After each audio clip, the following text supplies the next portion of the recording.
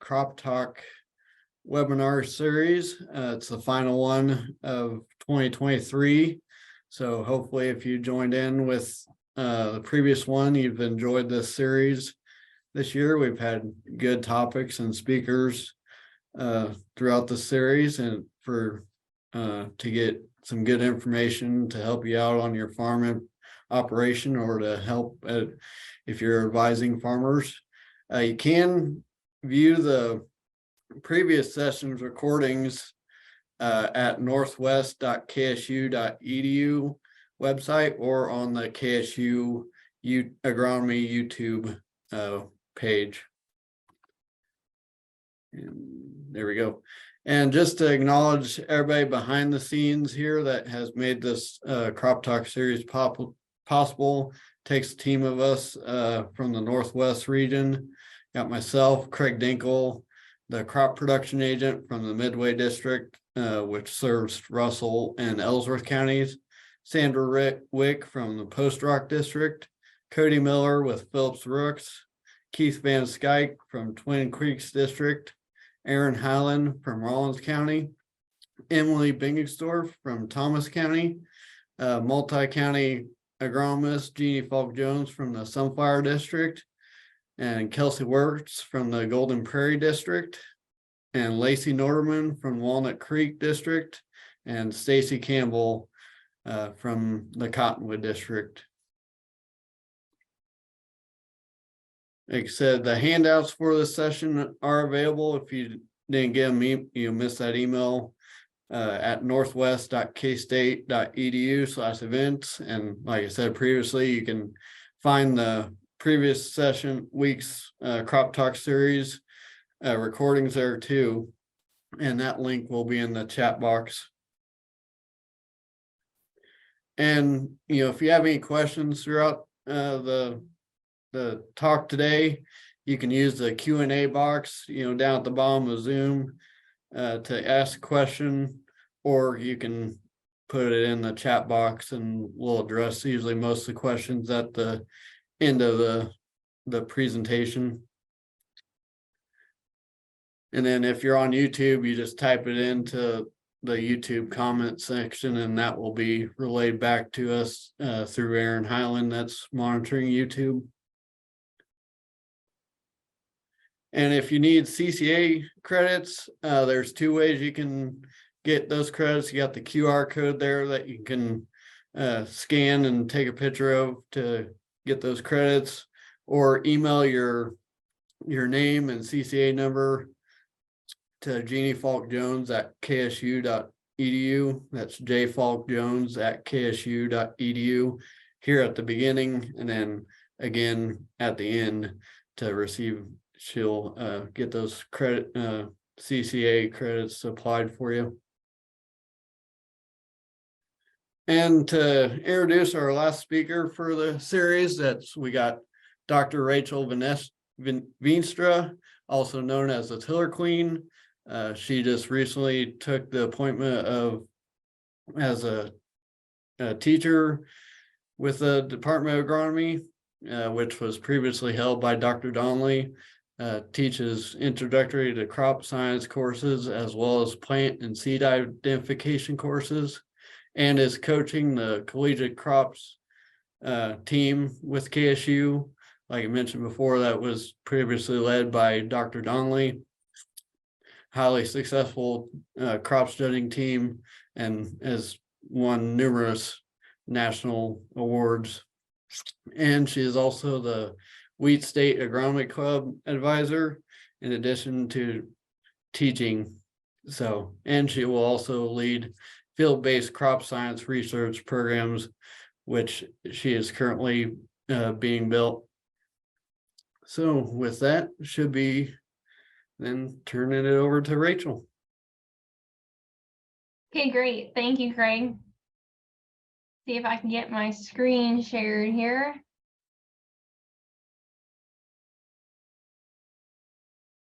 All right. Well, thank you so much for having me. I'm very excited to be here. As Craig mentioned, of course, my talk today is about tillers. That's kind of what I've been talking about a lot for the past 4 years as a grad student, and today we're going to talk about the good, the bad, and the ugly of corn tillers. So we'll go ahead and get rolling here. I am not originally from Kansas. I'm from southern Missouri, Hartville, Missouri, which, if you're unfamiliar with the great state of Missouri, is the lovely star that we see here on this map. But I grew up on my family's cow-calf operation in southern Missouri, where we can raise a cow-calf pair on 1.6 acres. And so coming to Kansas, and especially western Kansas, just the environment is much different. And getting to experience that has been a really cool part of moving here and doing this research. I got my bachelor's degree from Missouri State University in Springfield. And for the last 4.5 years, I've been in Manhattan. During that time, I finished my PhD here at K-State. And my dissertation, which is the 200-page book that they make you write before you can graduate, but I talked about the development and the drivers and the impacts that tillers have on corn yield stability in Kansas environments. And that's what we are going to dive into and talk about today. So the gist of what I'm going to be talking about is crop plasticity. And that's just a fancy word to say that crops have the ability to express different traits in different environments. So based on where you plant your crop, it's going to do different things. And that's not a new concept, right? So in plants, this plasticity ability, or the ability to adapt to different environments, is a natural characteristic that these grass plants have always had. So you either adapt to where you're planted or you die, right? And this trait, when we domesticated our crop species, we suppressed this ability, maybe potentially removed pieces of that through our domestication efforts. And currently, so the modern plants that we see of these crop species, the extent or the expression really changes based on which crop we're looking at. So I've got some examples here. We've got wheat, we've got green sorghum, and we've got dent corn, right? And if we look at sorghum and wheat, you may think in your management program to manage for tillers. If you're planting sorghum later, you might boost your population because you know it's not going to tiller as much, right? So that could be a component of our management strategies. In corn, you will never, ever, ever hear anyone say anything about a management plan that considers tillers in corn. And when we're talking about these crops and this plasticity ability, where they're showing these different characteristics in these different environments, we can talk about two different types of plasticity. So we have source plasticity, and source is just how that plant is accumulating energy. So in this case, that could be the leaf number, the size, the shape of those leaves, the branching, the architecture of our canopy. And then if we look at our sink, which is where that energy is going to, or where that energy is being used, we could think about our yield components. Roots are a sink, so the root structure, those different things. And when we're talking about tillering, corn tillers can be both of those things. So they increase our source, but they also can increase our sink.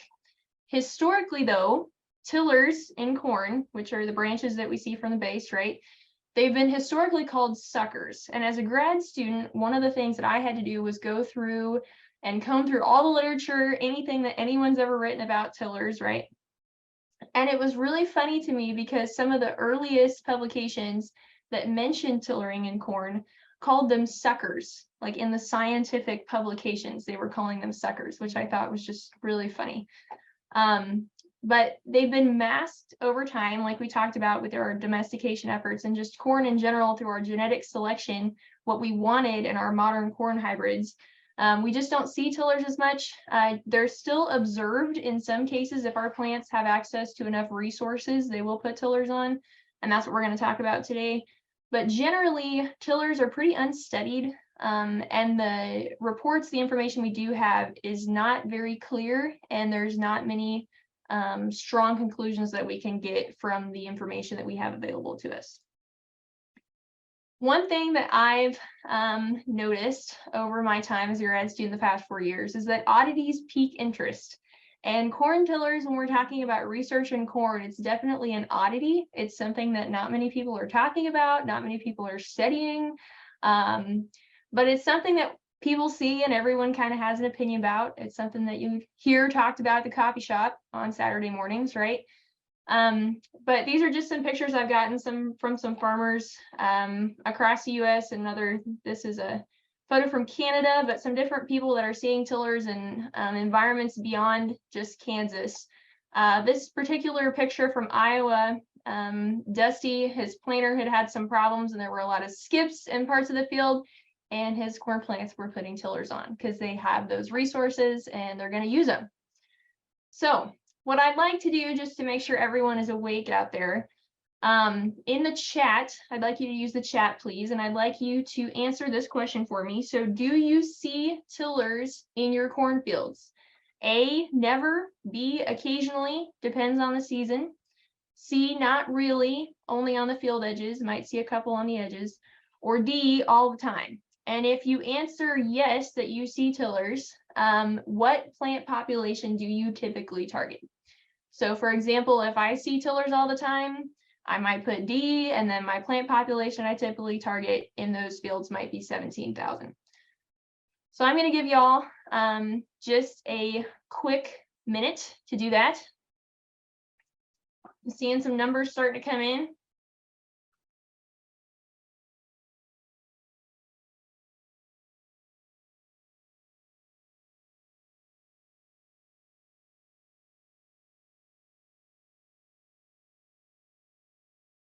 Most of the ones that I'm getting are occasionally to all the time. A mix of populations. Looks like the lowest I've seen is 16 all the way up to 28. Yeah, good, great. So I'm going to keep watching that to see what's rolling in. But when we're talking about tillers, and of course the question today is, are they good? Are they bad? Or are they just flat ugly? Where do they fall in this range of options that we can talk about with our tillers? And to think about this a little bit, put this in some context, we're talking about plant density. That's a big factor when we're talking about tillering, which is why when I asked this question, I tacked on the plant density to that question. But if we look at this graph, so what we see here, we've got on the x-axis is our plant density in 1,000 plants per acre, and on the y-axis, we've got our grain yield in bushels per acre over time. The different line types and circles and triangles and squares we see here are hybrids from different eras. So if we look at these lines, for example, our circles down here, these are the populations or the optimum plant densities for hybrids that were from the 80s and 90s. We can see that they level off right here just below 30,000 as our optimum. If we look at some of the newer hybrids that we have on this graph, which would be from the 2010s, we can see that optimum is marching further and further towards more and more plants per acre. So we can see this difference over time, and our preferences with how we're managing our corn is changing. We're moving towards higher plant populations, which is great if your environment can handle that. But if we're looking at the environments like probably what most of you all experience, that's not really feasible all the time. So this is taken from the Kansas Corn Production Handbook that K-State has put out, and you'll notice we've got our plant population, plants per acre. All of these ranges are within what you all were saying in the chat that you work with. But depending on where you are, that range can get quite large, and the optimum plant density in a given season can vary quite a bit. So if we could find a way to reduce our dependence on plant density in some of our environments where our optimum varies so much from season to season, that could be useful. There could be usefulness in that. And that's kind of where the tillering discussion kind of came into this. So to give you some background on our field study, the types of environments we were looking at and what we were testing. So the main factors we wanted to look at were plant density, hybrid, and tiller presence. Tiller presence and plant density were our two big ones that we were really wanting to look at. So our three plant densities were 10, 17, and 24,000 plants per acre. And we tested that in two pioneer hybrids. Both of them were prone to tillering. Would have liked to have some more genetics in there, but as a single grad student, you got to kind of draw a line somewhere. And 2 was our was our line. And then we were looking at tiller presence. So we either left the tillers intact for the whole season or we removed them early in the season. And we targeted the V10 stage for that, and we removed them by hand. So there was no special way that we took the tillers off. We were out there on our hands and knees pulling tillers off the plants.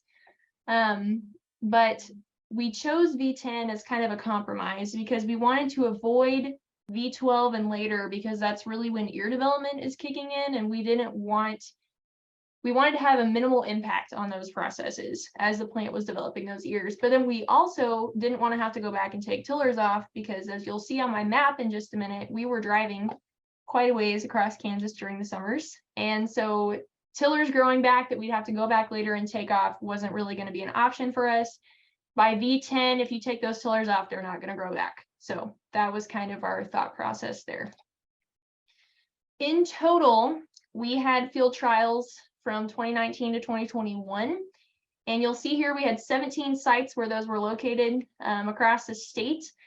I think these sites up here may be the only ones that are in the districts that we're talking about today, but we had a range of different environments that we were looking at across those 3 years. We took intensive biomass sampling, so really trying to understand how that plant was developing in 7 of our sites, which you see in purple on this map. And then the other thing that I definitely want to be sure to mention is these sites that you see in purple here were planted on the Corteva yield test sites, and they do have limited subsurface drip irrigation in those fields just to make sure that all their money that they invest on their research turns into something at the end of the season. So it wasn't full irrigation by any means, but it was enough to make sure we had a crop at the end. So did want to acknowledge that. So we're going to start with the good. Can tillers contribute anything positive? What good can they possibly provide? We're going to talk about some of the things that we found for that. So we published a couple things related to the yield response of corn to tillering. We have a research article that's out, and then we have a K-State bulletin, a 2-page summary of that research that's out also, if you'd like to check that out. This publication specifically is just for our first 2 years of data, but our 3rd year agreed with our first 2 years of data as well. So the question, will tillers reduce yields? That's the big one, right? And in our case, that was not the case. So here we have 3 example sites that I pulled out. We could group all of our sites into 3 main categories. Either they didn't respond to tillers, they kind of responded to tillers, or they really responded to tillers. And so those are the 3 categories that I'm going to show here. And I see Craig has put that in the chat. Thanks, Craig. So we're going to look at our grain yield comparing with tillers intact and with tillers removed. So if we look at our Manhattan site, it was not a great field that we had in Manhattan in 2019, but our average yields, you can see we're in the 90s, and we have the same letter on top of both of those, which tells us that they are statistically the same. So it didn't make a difference in this case. If we look at Colby in 2020, we can see that we did a little better with our yields, right? But we still share a letter across these 2. So technically, the variation in the yields we saw in these 2 treatments, they're not different enough that we could say that there was any difference here. So these are statistically the same as well. If we look at Goodland, though, this is where it starts to get interesting. We had a couple sites that responses look like this. So with tillers intact, we broke 200. If we took tillers off, we didn't. And the letters are different, which tells us that statistically, we could say that these were different, that we did see a real difference here. So with tillers intact, we had higher yields in Goodland. Now, does the number of tillers that develop matter? And that's the question, right? Because some tillers will put on grain, some tillers won't. If we look at the Goodland response that we just saw, we had tillers that put grain on in that field. But how many tillers we have, does that matter? And the answer for that is that it depends on your environment, which is a very typical agronomist answer, I know. But it varies a lot by environment. And tillers can compensate for a loss of plants, so for a lower plant density, but only to a limited degree. And again, depended on the environment. So This is kind of a rough figure, but we're going to get through it, so hang on. So on the bottom, we've got an increasing plant population that we're going to look at for each of these 3 sites, the ones we just looked at, those 3 categories we saw earlier. Our plant population, again, ranged from 10 to 24,000, so that's what we're going to be seeing there.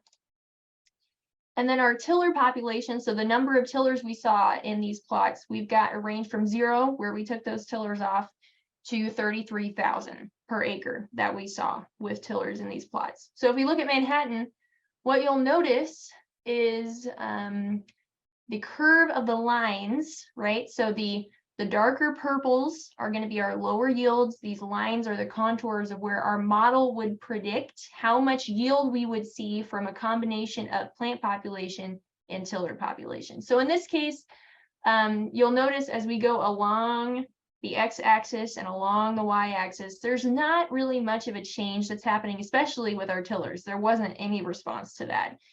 If we look at something like Colby, okay, what we start to see developing is more of a gradient on both of these axes, right? So in this case, the lighter colors are a higher yield, the darker colors are a lower yield. So as we go from a lower to higher plant population, we're adding yield. Our model is predicting that we would see more yield with more plants, but it's also telling us that at low populations, we could see that gradient strongly with increased tillers developing as well. In Goodland, now this is where it gets interesting, right? So we can see that we've got an increasing plant population, a really strong gradient here, and just as strong of a gradient with our tiller population. So what that means is if we look at, let's say, a plant population right around here, which would be, I don't know, we'll say that that's 20, just shy of 20, maybe 18,000 plants per acre with no tillers. So that'd stick us right here, would predict to yield the same as a 10,000 plants per acre with, with around 20,000 tillers. So that compensation that I talked about tillers can compensate for lost plants, that's what we're seeing with the curves in these graphs, is it's showing us how the model would predict that happening. So this is an example of that plant in Goodland that I was telling you about. So we've got a main stalk with 2 ears, primary and secondary, and then we've got 2 tillers, and each of those tillers has, you know, an ear on it, right? So that doesn't always happen. It can. We're going to talk about that in just a minute. But tiller presence didn't reduce yield in any of our evaluated environments or plant densities. That's a key takeaway there. They could produce ears and harvestable grain like we see in this picture. And in favorable scenarios, so in certain environments, corn tillers had the ability to compensate for plant density to a point, right? Now, the real question, do corn tillers reduce whole plant reproductive efficiency? So those tillers are putting on a lot of biomass. There's a lot of extra shoots that are developing here. So what is that doing for something like our harvest index? Now, in our case, looking at the tiller development, the tiller presence impact on full harvest index, we did not see any relationship between those 2 things. So if we look at this graph, we're going to have harvest index on our y-axis and tiller biomass on our x-axis. So we're going from 0 to 5.3 tons of dry shoot biomass per acre for our tillers that developed.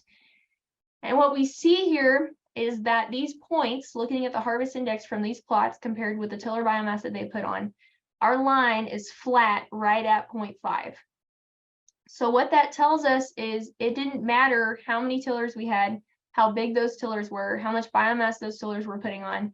We did not see any direct relationship between that tiller biomass and the harvest index of those plants. So when we start talking about biomass, carbohydrates is where we need to go, because the corn stem is essentially a storage organ. And what happens is as that corn plant is growing and developing, it stores sugars in its stems, and that sugar, that energy, is then moved to the ears to a certain degree during grain filling. And so if we have the ability to measure the carbohydrates in our stems and how that's changing over time, it can be an indication of the energy needs and the internal balance and the energy in that plant, of what that energy is being used for. Is it going to the grain? You know, what's the plant using that for? And WSC is an abbreviation I'm going to use in the next couple slides, and that's just water soluble carbohydrates, which is what we were able to measure to look at these relationships in the plant of where this energy is being used. And so I've got another question for you that we're going to stick in here in the chat real fast. So this picture, I'm holding 3 stems, 3 stalks, right? I would like you to tell me which stem of these 3 belongs to a tiller of these 3 that I'm holding. So which stem or stems belong to a tiller and which one doesn't? So A, B, C, which one is a tiller stem? A is a tiller stem. I'm seeing some guesses coming in. A's, B's. It's kind of hard. When you look at these pictures, and even when we were taking samples out in the field, we cut the plants and we rubber band them together so we knew which tillers came from which plants. But we get back to the shop to do our processing, and it'd be kind of hard to tell which one was the tiller and which one wasn't, because the stalks were about the same size, they were about the same height. So I was very impressed with the size that we could get with these. So it looks like everyone's saying A. Actually, both A and B are from the tiller. C is a main stalk. So those tillers can be about the same size as our main stem, which in this case was C was our main stem, A and B were our tillers. So I thought that was pretty cool. When we're talking about carbohydrates, we're talking about the reserves that these plants have in their stems to use later. And what we're going to look at here is a comparison of plants from our 3 different plant densities that we were looking at. So 10, 17, and 24,000 plants per acre. We've got growing degree days on the x-axis. So we're looking at dynamics throughout the season. So we go from planting to harvest. We're looking at how that's changing over time. On the Y, we've got the water-soluble carbohydrates in grams per plant. So this is the total content, the carbohydrate content in those plants over time. You're going to see 2 lines on this graph. So here we've got our solid color gray area here. That is our water-soluble carbohydrates in our plants without tillers on them. And then our dashed dark blue line is going to be our carbohydrate content in our plants with tillers intact. So you can see that we've got a difference, right? Our ranges, our variability in those, we're getting some separation in our 10,000 plants per acre. If we look at our 17 and 24, what you'll notice that there's quite a bit of overlap. Now, the key thing I want you to see here is that we can draw a line right across the top here, and there's a pretty strict cap to the amount of carbohydrates that a plant can store. So it doesn't matter if it was put at a 10,000 to 17,000 or 24,000 density, the per plant ability to store carbohydrates, to store this energy, was pretty capped. The only difference that we see is our 10,000 plants per acre with tillers intact. And in that case, the energy that was left in that stem at the end of the season was almost double what it was per plant if we didn't have those tillers. So what this tells us is that tillers were able to increase the water-soluble carbohydrate reserves in these plants by adding these extra stems. So most of the biomass, the shoot biomass that was coming from these tillers was put into stems, and so the plant could essentially use this as a bank for carbohydrates. And that ability to buffer the water-soluble carbohydrates, so to put more into the plant than just what the main stem alone can handle, is that this can increase standability. So later in the season, if that plant is having to pull a lot of reserves from the main stem, we can see lodging if those stems are weakened from moving that carbohydrate around. But if the tillers are an extra source of that, then we're not relying as heavily on our main stem for that. Stabilized kernel weights is also part of that, because if later in the season our plant is stressed, it's water stress or heat or whatever your problem might be, and it's not able to photosynthesize as well, if we have extra storage, we're able to remobilize that for our kernel weights, which is a big part of the reason we think that we saw those stabilized yields even in areas with tillers that maybe didn't see much of a yield boost, but they weren't hurt because tillers were able to support the carbohydrate reserves in this way.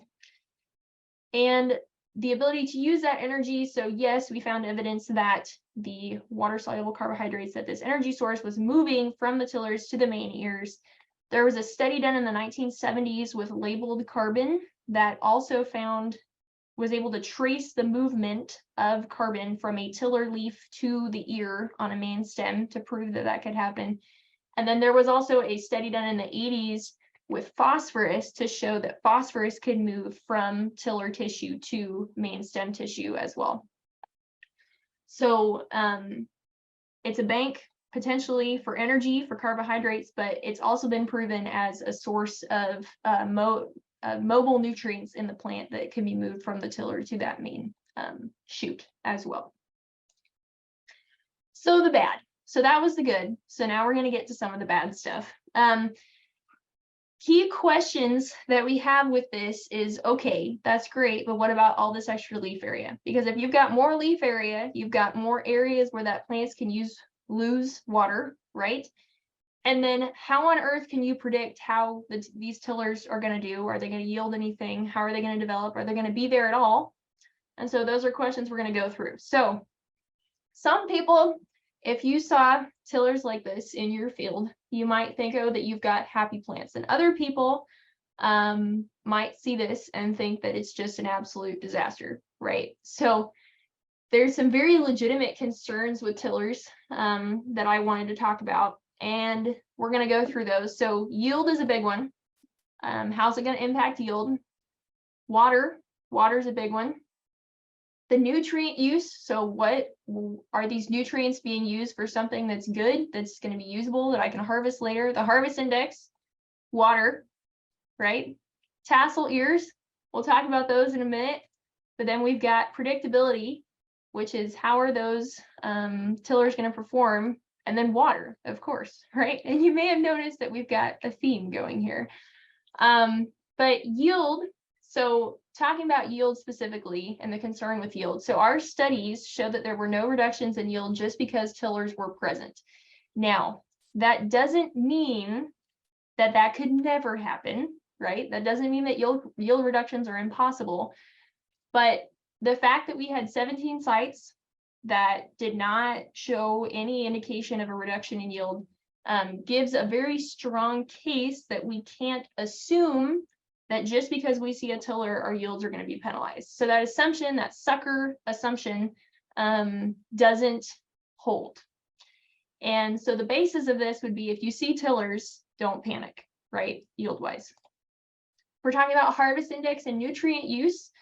So our studies again showed no significant impact on harvest index just because we had tillers there. And again, just like we talked about with yield, that may not always be the case, but our study gives a pretty strong case that we can't assume this to be true, right? It also agrees with previous research that those carbohydrates, like we talked about, and the nutrients can move from those tillers to the main stock. So there's some opportunities there. So again, you see tillers, don't panic, okay? Water, right? Big concern is water. And I'm sure that I don't have to tell anyone in this webinar about how important water is for corn, for farming in this part of the world. To give some context for our sites, the seasons that we had ranged from 13 to 22 inches of water that these fields got, whether through precipitation or that limited irrigation I was talking about. And our yields ranged from just shy of 100 to over 200 bushels per acre. So we had a range of environments.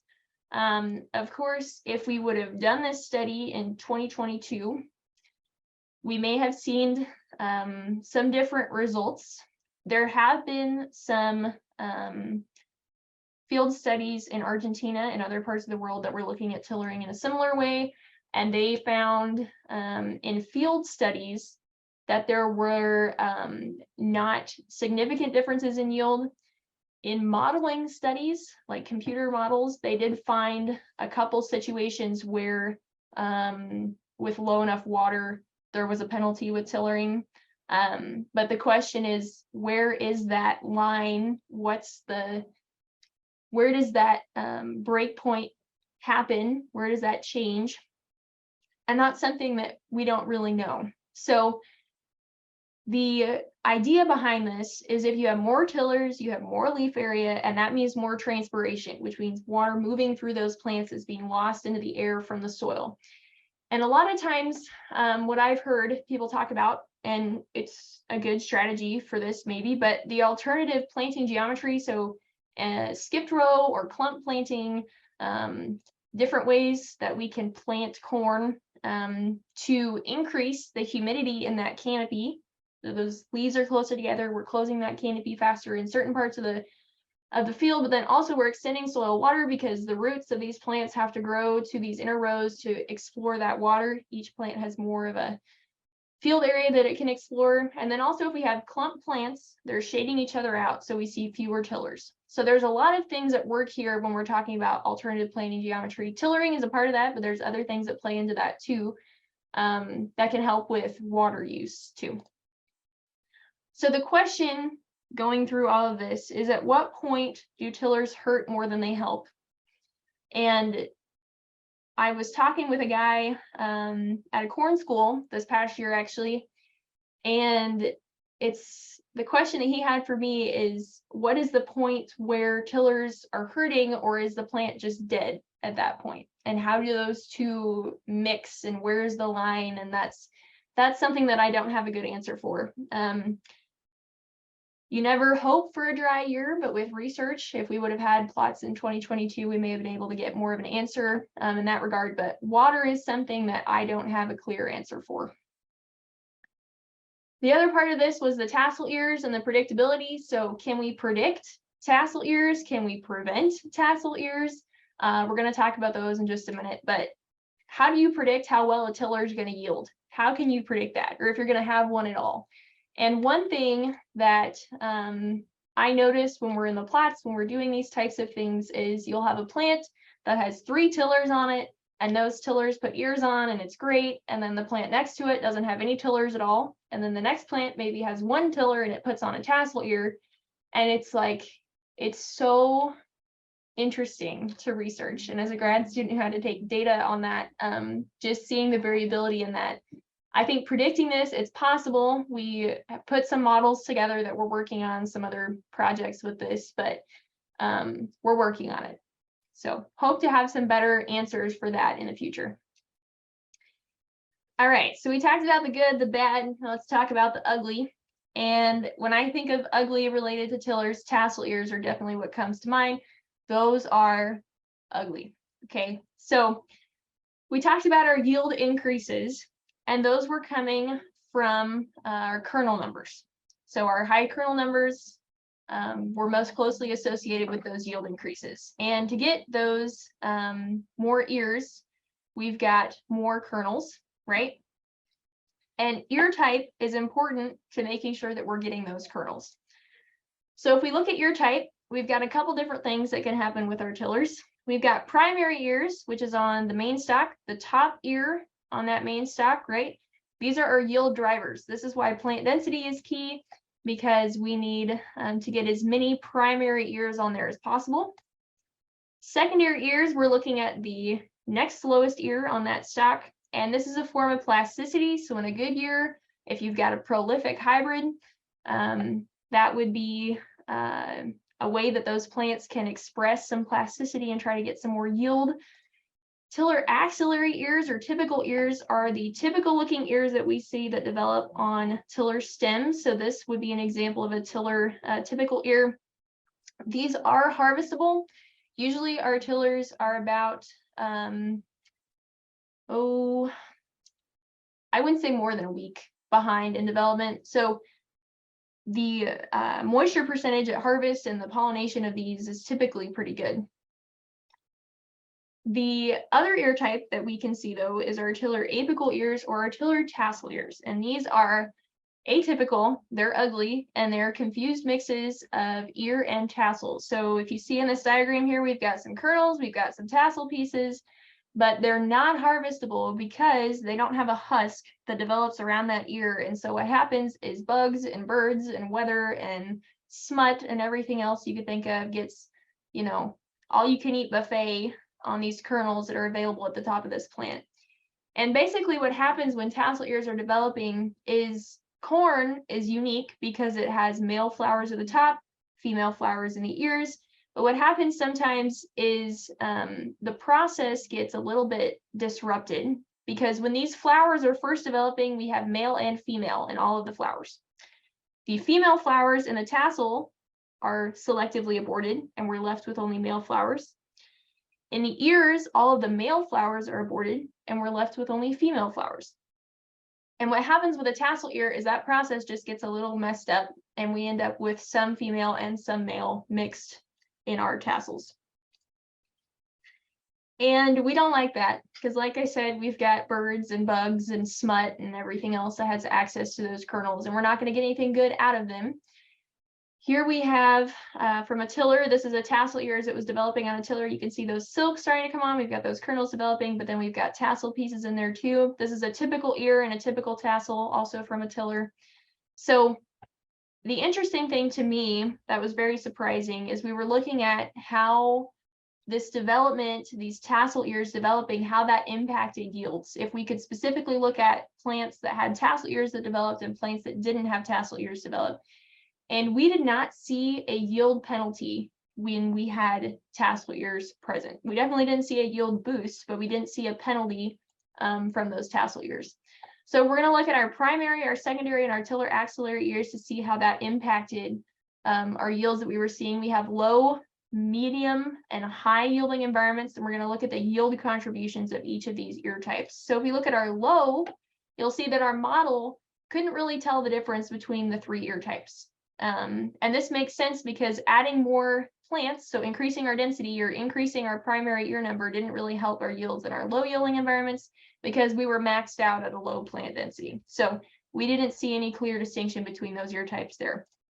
If we're looking at our mid yield environment, what you'll see is that primary ear starts to pull away as what the model can say, okay, most of your yield is coming from your primary ears.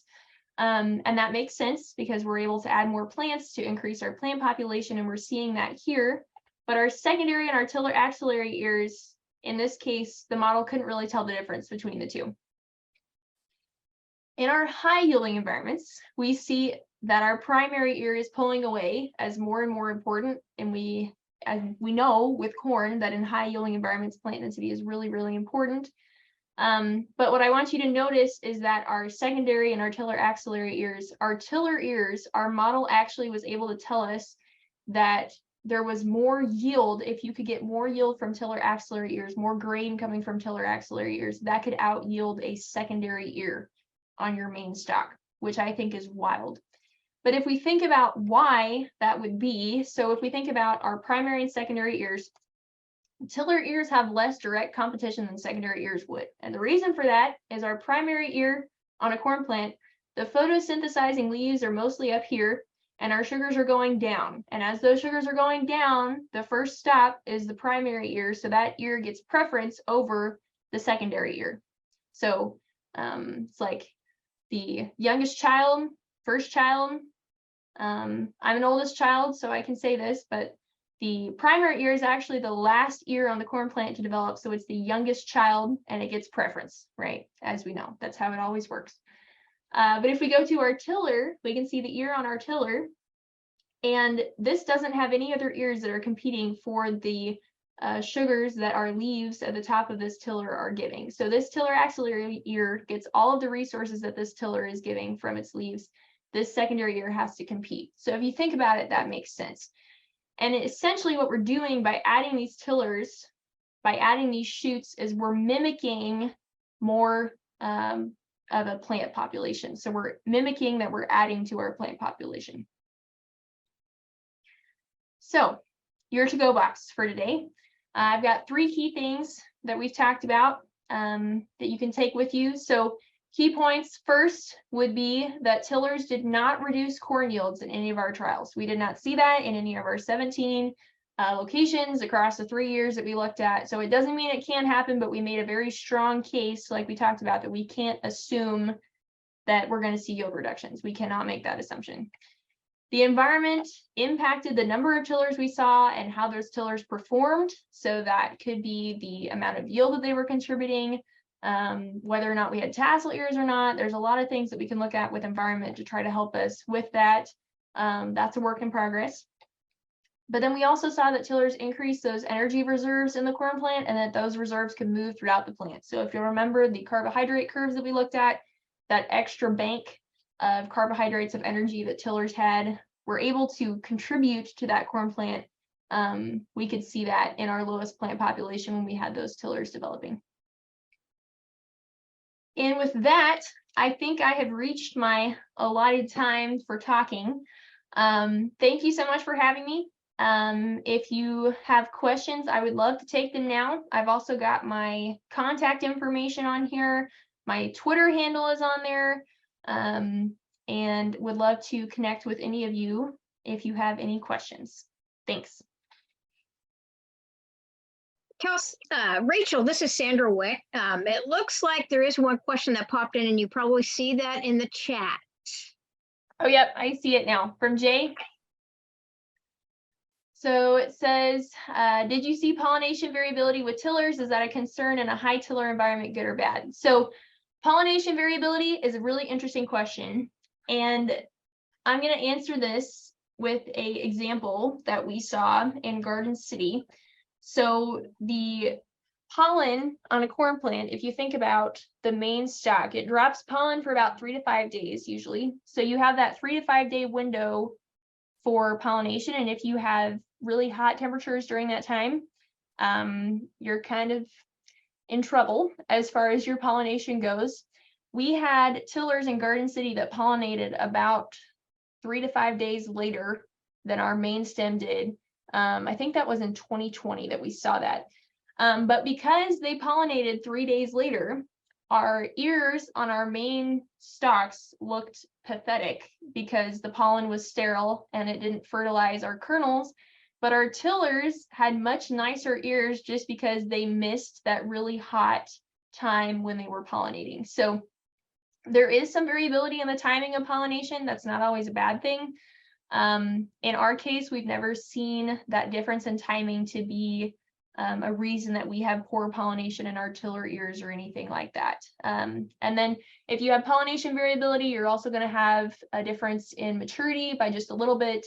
A question I get quite a bit is the moisture of those tiller ears compared to the ears on the main stalk. And my answer for that would be that the variability between those tiller ears and those main ears on the same plant, there was less of a difference between those ears than between main ears that you would harvest from different parts of your field. So I don't think that that's something to be concerned about. Let's see, I see another question that popped in. Fred, thanks for the question. Any thoughts how tillers might affect silage production? So that's actually an interesting question. And there are specific hybrids of corn that are planted or bred for silage production. And in those cases, you want tillers in those because you're getting more biomass in that production system. And there's been, trying to remember, there was a study that was done in Canada looking at the impact of tillering on silage production actually, and how the number of tillers in those silage hybrids was impacted by plant density. Generally, it was favorable if I'm remembering correctly, but that extra biomass could be good if you're using it for something like silage. Yes. Storing water-soluble carbohydrates might affect nutritional quality. So yeah, if you've got, and that runs into how big are your tillers getting, right? And are they putting ears on? If you've got all this extra starch in your stems, that would be something to balance out with the nutritional quality. I don't know, Fred, if that was meant for silage, or if you're talking about grain quality. Grain quality isn't something that we looked at directly. I wouldn't expect there to be much of a difference in that either.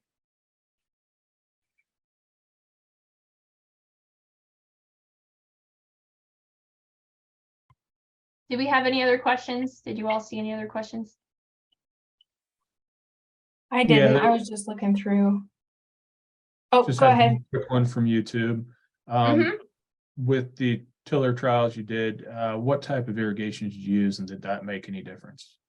Yeah, so the slide that I showed, so in some of our locations that were on those yield test sites with Corteva, they had subsurface limited irrigation in those sites, and it was just enough to make sure that we had a crop at the end of the season. They weren't fully irrigating that like deficit irrigation by any means. We did have in Colby, both of our sites, or I guess we had 4 years of sites in Colby. Those were not irrigated, and the ones in Manhattan, of course, weren't irrigated either, but that environment, when you compare it to a Western Kansas environment, it may as well be irrigated.